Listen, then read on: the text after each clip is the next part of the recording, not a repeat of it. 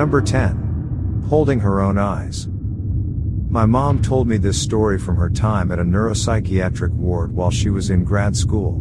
She was making her routine room checks and happened upon the most horrific scene I've ever heard. This was during the night shift, and generally, all the patients' bedroom doors should be closed. So my mom turned a corner and noticed an open door. She saw a staff member's legs on the floor, halfway out the doorway. When she looked into the room, she saw the patient, a woman with a severe postpartum psychiatric disorder, who had just gouged both of her own eyes out with her bare hands. She was sitting cross-legged on the floor, holding her eyes in her hands. The first staff member to witness the scene, who was now lying face down on the floor, had a heart attack when he first witnessed the woman while he was making his rounds. My mom screamed for help and frantically tried to perform CPR on the staff member. All the while, the woman just sat rather calmly, holding her own eyes. Number 9. The Saw.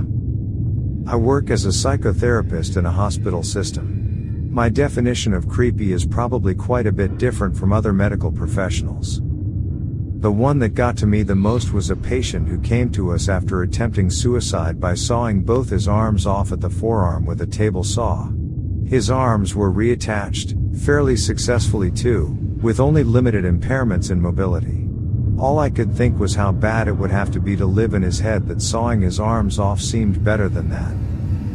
He has since completed suicide. Number 8. Jane? We had a young lady in our custody with quite a few issues. We'll call her Jane. Jane's first night at our facility, staff doing a bed check found Jane in a puddle of blood. Turns out Jane had been slicing the skin around her shin with her fingernails and was pulling her skin up her leg, essentially degloving her calf.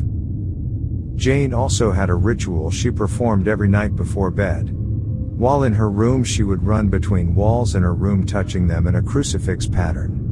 After doing this for a few hours, she would sit on her bed and go to sleep. This particular night, Jane was frantic in her pace, practically running between walls. Our night staff observed the entire interaction and reported Jane screaming late into the night. When the staff went to check on Jane, she reported Jane standing in the doorway smiling. The staff asked what was wrong, and Jane replied, "What makes you think you are speaking to Jane?" Number 7. The Vampire.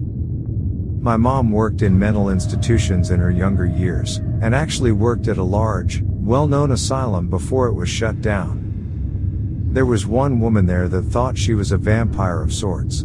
She was only allowed out 1 hour a day, and they had to use safety precautions.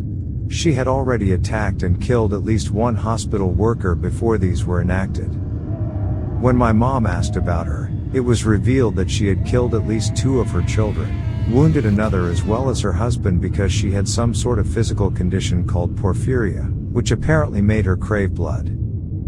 By the time that they discovered there was something physically wrong with her, she already had lost her mind from guilt and grief. Number 6. The Spitter. I'm not a psychologist, but my friend is. She told me about a patient of hers who was HIV positive and a paranoid schizophrenic. He thought that the nurses who worked at the hospital he was in were trying to kill him, so he would frequently bite his tongue and spit HIV positive blood into their faces and mouths. When they had to come into contact with him, they were required to wear full masks and gloves. Number 5. The Only One. I once knew a woman who had spent part of her residency at a psychiatric hospital for people with severe mental conditions. Apparently, the grounds had a lovely, enclosed greenhouse. One day, one of their schizophrenic patients was sitting on a bench, smoking a cigarette, as a heron frantically flew around. It had found its way in, and not being able to escape, it was smashing into the large panes of glass. The man just sat there watching. Finally, my counselor asked him if the bird was bothering him, and he kind of sighed and said, "Thank God, I thought I was the only one seeing that."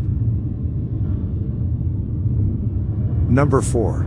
Under the Bed. Once, A fellow female patient told me she found writings under her bed. They were just old, small wooden bed frames with hard mattresses that would make all kinds of noises when you rolled over, but I still wondered what exactly she was doing lying under her bed to find these writings. When she first told me, I thought it was a joke. But sure enough, one day during group we managed to sneak away, and she showed me. Indeed, there were stories written under her bed. After that, we had everyone check under their own beds, and there was more writing under every single bed. They were stories of patients who had stayed here before, or ways they were planning on killing themselves, or who the good and bad nurses were. It creeped me out. Number 3. The boy who loved knives. As a tech in Psych years ago, there was a 7-year-old kid sent to the floor because the mom didn't know what to do with him. Sadly, common thing to happen, even if the kids don't have psych issues. Anyway, the mom was shaking and crying, and they had to take the kid into another room. She was genuinely afraid of her own son. She had suspected something was wrong when she kept finding mutilated animals in the backyard, but never heard or saw coyotes or anything around. The neighbor's smaller pets started disappearing. The boy had an obsession with knives, hiding them around the house, denying anything when the mom confronted him. Then when the two started getting into arguments, he would get really violent and hit her, push her down and kick her, threaten to kill her.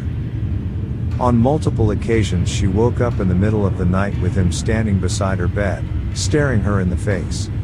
She put extra locks on her bedroom door to feel safe while she slept. The last straw was when she lifted up his mattress and found 50+ knives of all shapes and sizes under there. So she brought him to us. I remember talking to him, treating him like he was just any other kid that came through.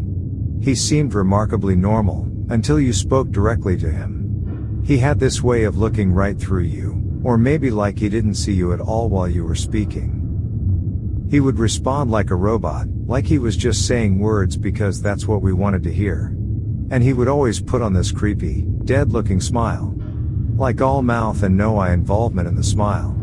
Especially when he would get away with something, like taking another kid's markers and they couldn't figure it out. Still gives me chills laying here thinking about him. I believe I met a 7-year-old psychopath.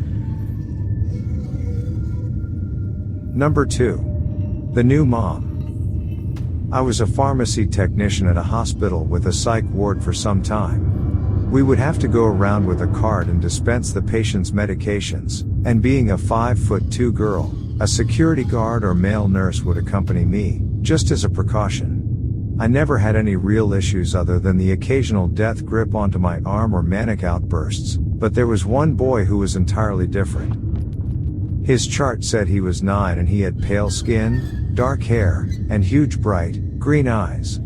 He always greeted me in the most polite way, asked how I was doing, and always found something different to compliment me on every time. He was extremely well-spoken and mature for his age, so I began looking forward to seeing him, as normal small talk is definitely cherished in that setting. If he saw me outside of his room in the halls, he made sure to say hello and always called me Miss Jones or ma'am. One day, a couple of our female nurses saw me pause to chat with him in the hallway, and waved me over to ask if I was out of my mind. Apparently, when he was in kindergarten, he grew an intense attachment to his young female teacher. This escalated to the point of him calling her mom and leaving notes for her about how he wished he were her son. He had a normal home life with both parents, and the teacher tried to explain to him that she couldn't be his mom because that would hurt his real mother's feelings, and that she already had that job covered. So, he went home, and killed his own mother in her sleep by cutting her throat, so his teacher could be his mom. The female staff had a general rule of not interacting with him excessively to prevent any kind of attachment from forming. Number 1. Bugs. Nothing I can say can possibly describe the year I worked in psychiatric intensive care. Creepy isn't the thing that comes to mind when I think back on it. More heartbreaking and horrifying, but creepiness was a part of it. Especially evening and night shifts, naturally. There is always something disturbing about watching someone while they hallucinate. You can tell it is 100% real to them, and something about that makes you believe it on some level. A lot of stories end with, and of course, I had to look over my shoulder to make sure. You see the emotions it brings out. There was a woman that came in and sat down across the table from me for her admission interview. She had bandages all over her arms and scotch tape over her mouth and ears. She looked very uncomfortable and wouldn't really sit still. When the nurse would ask her a question, she would peel the corner of the tape back and answer, then stick the tape back on really fast. We eventually found out that she saw and felt bugs crawling all over her, and they were trying to get inside her body. The tape was to keep the bugs out. The bandages were because some bugs got in and she had to dig them out. She couldn't sit still because she felt the bugs all over her even while we sat and talked. The worst part was, she had some idea that it was her mind playing tricks on her. Can you imagine going through your life, feeling like someone is continuously dumping buckets of cockroaches on your head, feeling like they're all over you and getting inside of you to the point that you're digging chunks out of your flesh in a panic, all while knowing intellectually that none of it is real? Before we end this video, if you made it this far, don't forget to hit that like button, and tell us what your favorite story was. We enjoy making these videos, and subscribing to the channel just helps us continue to do so. Here's a bonus story. Family photographs. Hi. My sister is the director of a psychiatric hospital. There was recently a lady there who would cut her arms, legs, and torso open, and place photographs of her family under her skin.